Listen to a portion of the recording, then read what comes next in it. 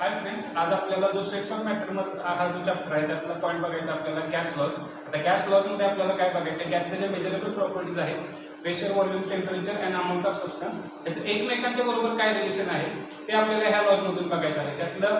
त्यात जे चार लॉज आहेत ते आहेत Boyle's law, Charles law, Avogadro's law आणि गे-लुसाक्स लॉ. त्यातला जो पहिला लॉ आहे बॉयल्स लॉ, त्यात आपल्याला रिलेशन असणार आहे प्रेशर आणि व्हॉल्यूमचं. दुसरा जो लॉ आहे चार्ल्स लॉ, त्यात रिलेशन असणार आहे व्हॉल्यूम आणि टेम्परेचरचं. तिसरा जो लॉ आहे गे-लुसाक्स लॉ, त्यात रिलेशन असणार आहे प्रेशर आणि टेम्परेचरचं. चौथा जो लॉ आहे त्यात रिलेशन असणार आहे व्हॉल्यूम आणि नंबर ऑफ मोलचं. त्यातला फर्स्ट लॉ जो आपल्याला आहे तो बघूया आपण. त्यातला फर्स्ट लॉ आहे बॉयल्स लॉ.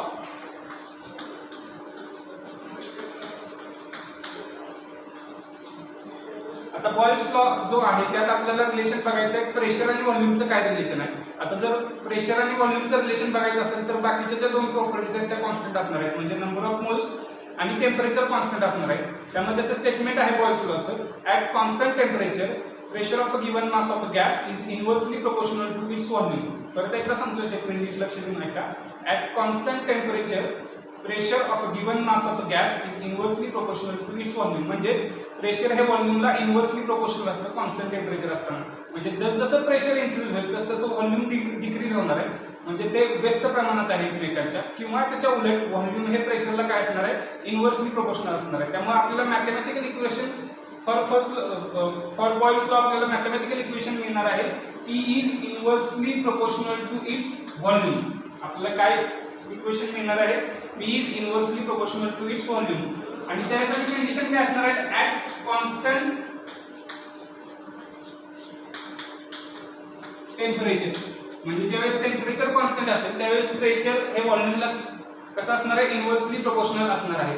परत एकदा स्टेटमेंट सांगतो, जर नीट लक्ष देऊन ऐका. At constant temperature pressure of a given mass of a gas is inversely proportional to its volume. आता हे जर आपण सिम्प्लिफाय केलं इक्वेशन तर आपल्याला मिळणार आहे P is equal to K into 1 upon V.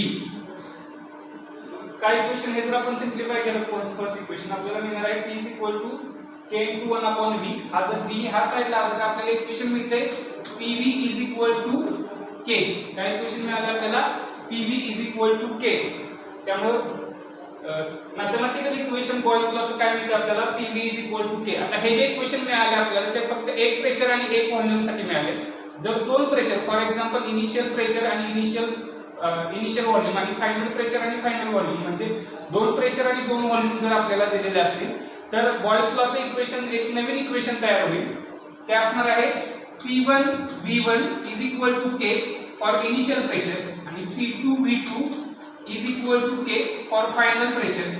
त्यामुळे हे जर दोन इक्वेशन आपण कंबाईन केली तर आपल्याला अजून एक इक्वेशन मिळते P1 V1 is equal to P2 V2 is equal to K. हे अजून एक इक्वेशन बॉयल्स लॉ साठी मॅथमॅटिकल इक्वेशन साठी मिळते. Boyle's law for mathematical equation of Boyle's law साठी परत एकदा मी हा लॉ तुम्हाला परत एक्सप्लेन करून सांगतोय. ह्या बॉयल्स लॉ मध्ये आपल्याला कशाचं रिलेशन बघायचं आहे, प्रेशर आणि व्हॉल्यूमचं रिलेशन बघायचं आहे. आता त्यात काय कॉन्स्टंट असणार आहे, टेम्परेचर कॉन्स्टंट असणार आहे. त्यामुळे स्टेटमेंट आहे बॉयल्स लॉचं at constant temperature pressure of a given mass of a gas is inversely proportional to its volume. म्हणजे प्रेशर हे व्हॉल्यूमला काय असणार आहे, इनव्हर्सली प्रोपोर्शनल असणार आहे. त्यामुळे त्याचं आपल्याला मॅथमॅटिकल इक्वेशन मिळते P is inversely proportional to V. ते जर आपण सिम्प्लिफाय केलं तर आपल्याला मिळते P is equal to K into 1 upon V. आणि हा V जर ह्या साइडला शिफ्ट केला तर आपल्याला मिळते PV is equal to K. हे आपल्याला एका प्रेशरसाठी आणि एका व्हॉल्यूमसाठी इक्वेशन मिळालं होतं. जर आपल्याला दोन प्रेशर आणि दोन व्हॉल्यूम, म्हणजे इनिशियल प्रेशर, इनिशियल व्हॉल्यूम आणि फायनल प्रेशर आणि फायनल व्हॉल्यूम असे जर दोन व्हॉल्यूम दिलेले असतील तर आपल्याला दोन इक्वेशन मिळतील, P1 V1 is equal to K आणि P2 V2 is equal to K. आणि हे जर दोन इक्वेशन आपण जर कंबाईन केली तर अजून एक बॉयल्स लॉचं इक्वेशन आपल्याला मिळते P1 V1 is equal to P2 V2 is equal to K. हे कशासाठी इक्वेशन मिळेल, जर आपल्याला दोन प्रेशर आणि दोन व्हॉल्यूम दिलेले असतील तर आपल्याला बॉयल्स लॉचं जे मॅथमॅटिकल इक्वेशन असणार आहे ते मिळणार आहे P1 V1 is equal to P2 V2 is equal to K. हा झाला आपला फर्स्ट लॉ. आता आपल्याला त्या फर्स्ट लॉ आहे बॉयल्स लॉ, त्याचा आपल्याला ग्राफिकल रिप्रेझेंटेशन सुद्धा बघणं महत्त्वाचं आहे. तर आपल्याला ग्राफिकल रिप्रेझेंटेशन बघायचं असेल तर आपल्याला सुरुवातीला प्रेशर आणि व्हॉल्यूमचा ग्राफ प्लॉट करायला लागेल. आता प्रेशर आणि व्हॉल्यूमचा जर ग्राफ आपल्याला प्लॉट करायचा असेल तर प्रेशर आणि व्हॉल्यूम मधलं रिलेशन काय आहे हे आपल्याला बघायला लागेल. प्रेशर आणि व्हॉल्यूमचं रिलेशन काय दिले आपल्याला? प्रेशर हा व्हॉल्यूमला इन्व्हर्सली प्रोपोर्शनल आहे आणि प्रेशर जर व्हॉल्यूमला इन्व्हर्सली प्रोपोर्शनल असेल तर जो आपला ग्राफ येणार आहे तो कर्व शेप ग्राफ असणार आहे. म्हणजे जर प्रेशर इन्क्रीज झालं तर व्हॉल्यूम काय होणार आहे? डिक्रीज होणार आहे. त्यामुळे आपल्याला जो ग्राफ मिळणार आहे तो कसला असणार आहे? कर्व शेप ग्राफ असणार आहे. हा आपला फर्स्ट ग्राफ आपल्याला मिळणार आहे. दुसरा ग्राफिकल रिप्रेझेंटेशन आपल्याला बघायचं आहे पीव्ही अगेन्स्ट व्ही चा जो ग्राफ आहे तो आपल्याला बघायचा आहे. आता जर पीव्ही अगेन्स्ट व्ही चा जर ग्राफ आपण according to Boyle's law plot केला तर आपल्याला व्ही ची जी लाईन आहे त्याला पॅरलल लाईन मिळणार आहे ऍट कॉन्स्टंट टेम्परेचरला. म्हणजे जो व्ही ला जो पीव्ही चा जो ग्राफ आहे तो आपल्याला व्ही ला पॅरलल मिळणार आहे. आणि तिसरा जर ग्राफिकल रिप्रेझेंटेशन आपल्याला बघायचं असेल तर तिसरा जो ग्राफ घेणार आहे आपण तो P अगेन्स्ट 1/v चा ग्राफ आपल्याला जर प्लॉट करायचा असेल तर तो आपल्याला काय मिळेल? P हा 1/v ला कसा प्रोपोर्शनल आहे? डायरेक्टली प्रोपोर्शनल आहे. आणि डायरेक्टली प्रोपोर्शनल असेल तर आपल्याला जो ग्राफ मिळतो तो straight line passing through origin मिळतो. आणि तिसरा जो ग्राफ आपल्याला मिळणार आहे P अगेन्स्ट 1/v चा तो straight line passing through origin मिळणार आहे. परत एकदा ग्राफिकल रिप्रेझेंटेशन बघा. जर आपण P आणि V चा जर ग्राफ प्लॉट केला तर P हा V ला इन्व्हर्सली प्रोपोर्शनल आहे आणि इन्व्हर्सली प्रोपोर्शनल असल्यामुळे जो आपल्याला ग्राफ मिळणार आहे तो कर्व शेप असणार आहे. त्याच्यानंतर PV आणि V चं जे रिलेशन आहे आपल्याला त्यावरून आपल्याला काय मिळणार आहे? जो ग्राफ आहे किंवा जी लाईन मिळणार आहे ती V ला पॅरलल मिळणार आहे. आणि तिसरा जो ग्राफ आहे प्रेशर अगेन्स्ट व्हॉल्यूमचा जो ग्राफ आहे तो प्रेशर अगेन्स्ट व्हॉल्यूमचा जो ग्राफ आहे तो आपल्याला प्रेशर अगेन्स्ट 1/व्हॉल्यूम किंवा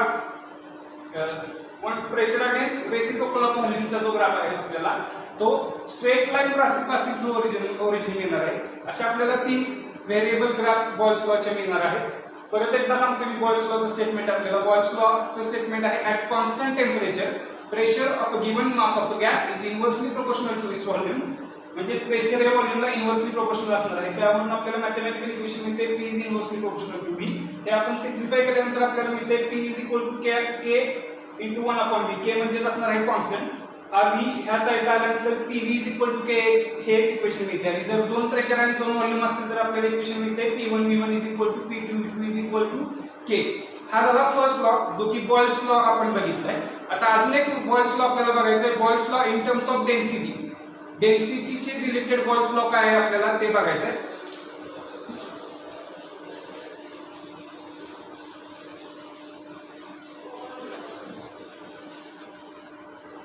boils law in terms of density आपल्याला ज्यावेळेस बघायचं आहे त्यावेळेस डेन्सिटी म्हणजे काय हे आपल्याला बघायचं आहे. आता डेन्सिटीसाठी ऑलरेडी आपल्याला फॉर्म्युला माहिती आहे. Density means mass upon volume. त्यामुळे डेन्सिटी म्हणजे काय असणार आहे? m/v. m means mass and v means volume.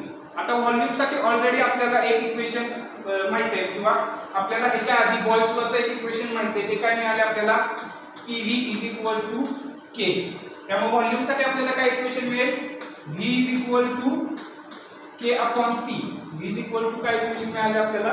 V is equal to K upon P. आपल्याला ऑलरेडी बॉयल्स लॉ नुसार एक इक्वेशन माहिती आहे PV is equal to K. आणि त्यामुळे आपण V साठी काय इक्वेशन फाइंड आउट केले? K upon P मिळाले आपल्याला. आता ही जी किंमत आहे V ची किंमत हे इक्वेशन नंबर 1 मध्ये आपण पुट करायची. ही जी V ची किंमत आहे ते आपण इक्वेशन नंबर 1 मध्ये पुट करायची. तर आपल्याला काय इक्वेशन मिळते? V is equal to M. V ची किंमत काय आपली? K upon P. आता काय मिळेल आपल्याला? हा P क्रॉस मल्टिप्लिकेशन वर जाईल. काय मिळेल आपल्याला? M upon K into P. काय इक्वेशन मिळाले आपल्याला? V is equal to M upon K into P. आता M upon K ही जी टर्म आहे ते आपण जर कॉन्स्टंट घेतली तर आपल्याला काय इक्वेशन मिळेल? m upon k ही जी सगळी अख्खी टर्म आहे m upon k ही आपण कॉन्स्टंट घ्यायचे. तर आपल्याला इक्वेशन काय मिळेल? b is equal to k into p. काय इक्वेशन मिळाले आपल्याला? b is equal to k into p. आता d is equal to k into p आहे याचा अर्थ काय असणार आहे? Density is directly proportional to pressure. काय इक्वेशन मिळणार आहे आपल्याला? Density is directly proportional to pressure. म्हणजेच Boyle's law in terms of density. आपण हा जो लॉ बघतोय तो काय आहे? Boyle's law in terms of density.